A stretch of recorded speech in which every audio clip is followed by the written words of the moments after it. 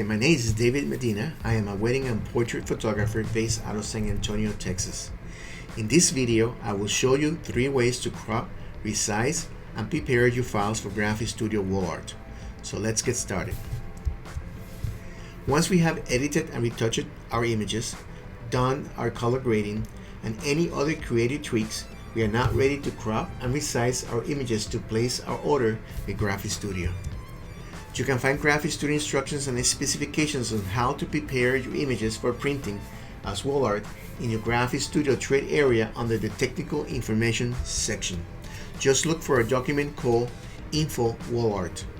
The information and instruction in this document is critical to properly prepare and submit your images for printing wall art.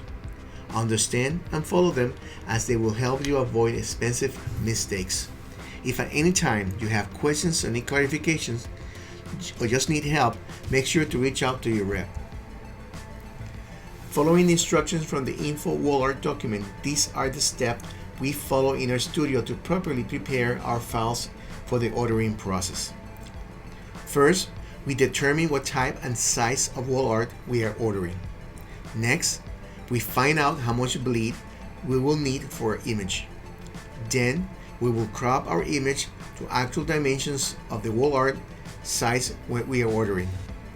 We set the resolution to our image to 300 dpi and we export our images as full res JPEG set to the highest quality in the Adobe RGB color space. But to better understand this, let's do an example. Step 1. First, let us choose the type of wall art we want to order and in what size. Remember, we will need to crop and resize our image to this size plus whatever bleed we need.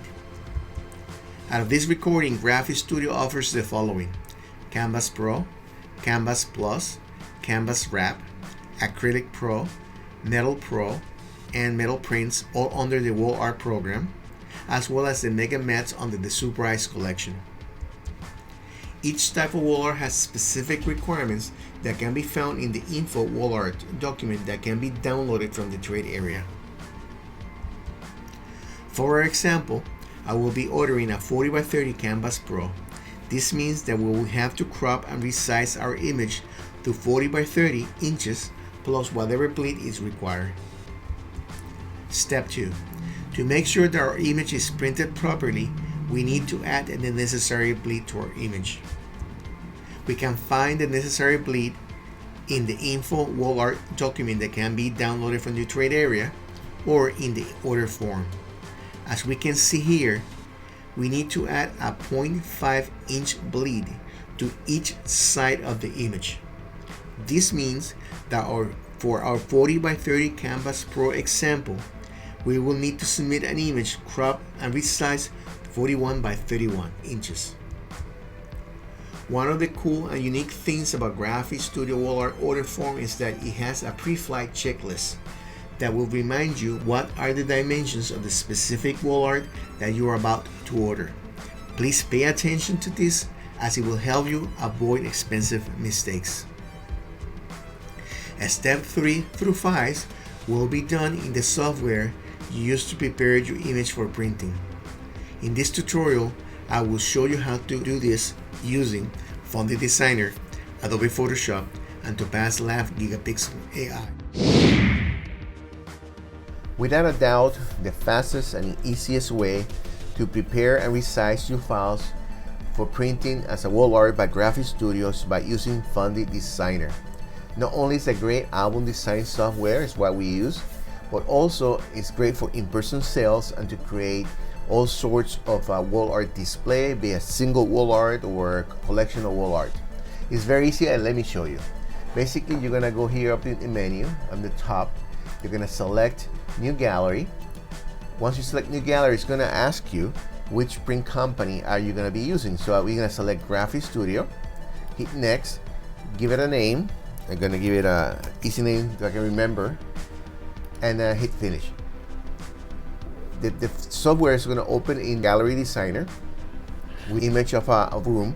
You can import the image of your client's room, or you can use one of the ones they already have built into it, and you can change it by just going here and just dragging it up here, whichever image you rather use for a room. That allows your clients to visualize how the wall art is going to look in the walls.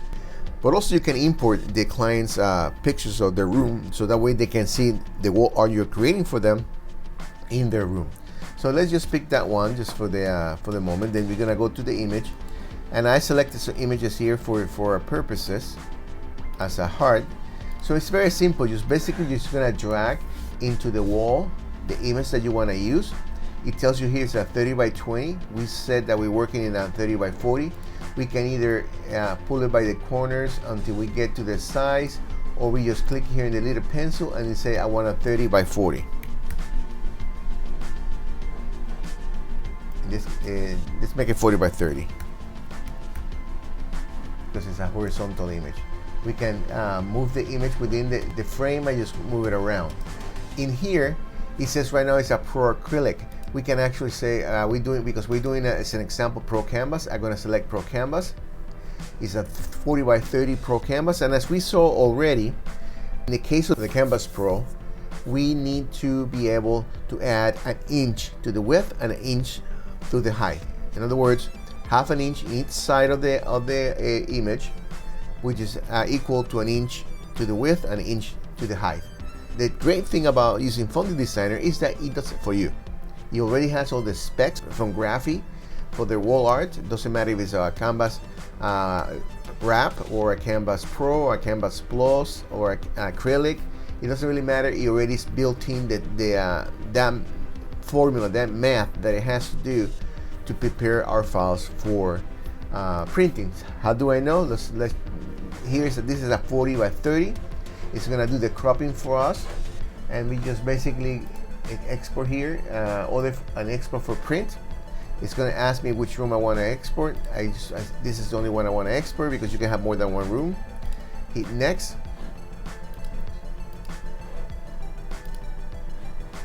Tell them where you want to put it.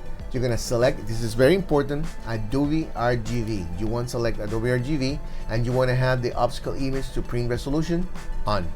So hit export. It gives you a summary of what it's going to be doing. Hit export, continue, and it will finish it for you. It will actually resize using a formula and export the file for you. We can see here it identifies room 1 and P001 and the size of the piece, which is 40 by 30. As we discussed, it has to be 41 by 31, right? So what I'm going to do, just to make sure that that did happen, I'm going to open this file in Photoshop. Once it's open in Photoshop, I'm going to go to Image, Image Size, change this from pixels to inches, and as you can see, it did it, 41 by 31. He added that extra inch to the width and to the height in order to comply with Graphic Studio requirements. Okay, let's use Photoshop now. I opened this image from Lightroom into Photoshop. It could have been from Capture One to Photoshop. It doesn't really matter. Once in Photoshop, the only thing I had to do is select the cropping tool. In the cropping tool up here, it says width and height and resolution. So I'm gonna tell them that I want the width is gonna be 31 inch. We had to add an inch per Graphic Studio instructions to the width and an inch to the height. So it's going to be, instead of 30 by 40, it's going to be 31 inches. Make sure that you write the inches because otherwise it will put pixels for you. So 41 inches is, as you can see, it already created the crop for the 31 by 41, and I'm telling that I want a 300 dpi. Now the only thing I have to do is just move around the image on the crop, select the crop I want. It will crop proportionally to the 31 by 41. It will keep it in those proportions, and once it's done, just hit enter twice, and the image, it has been cropped for us. If I want to make sure the size is the right one, I just select under image size, change this to inches, and you're going to see it's 31 by 41 inches. My image is ready to go. The only thing I need to do now is to either export here as a JPEG and with the color space of Adobe RGB, or I can just hit close and it will go back to Lightroom or Capture One, and from there I can export using 300 dpi Adobe RGB as per Graphic Studio instructions. The last methods I want to show you today is Topaz Lab Gigapixel AI. This is an independent software. It's a standalone, or it can be worked as a plugin for Photoshop or Lightroom that allows you to resize and crop images. And it has a series of tools that helps you refine, you crop, and you resize to make sure that you don't lose or degrade your image when you upsize. So this is very nice and very powerful software made by Topaz. So hit the right button in Lightroom, and I'm going to select here Topaz Gigapixel AI. I said that I want to copy with all the Lightroom's adjustment. It's going to create a TIFF file, open it in Topaz Lab Gigapixel AI, and as you can see, there's a series of settings here. The AI mode, AI stands for artificial intelligence, is algorithms that are created in the software that will interpret and help preserve or increase the sharpness and detail on the image when you resize. Typically, when you resize, there's a tendency to degrade the image a little bit, depending how big you resize, and you lose sharpness and definition. But this app gives you the tools to try to avoid that or even improve on the image. Sometimes when the image is a little bit soft, this application is able to sharpen your image back. So it's almost like magic. So basically, you leave it in standard. And the settings down here, I just leave it as they are. Only play with them if I need after I see it. I turn off the auto update preview. Why? Because if I leave it on, every time I move the image, every time I resize the image, every time I do anything on this panel, it's going to have to re-render the preview that I'm looking at. On the left hand side, you have the original image. On the right hand side, you're going to have the image that's going to resize for us.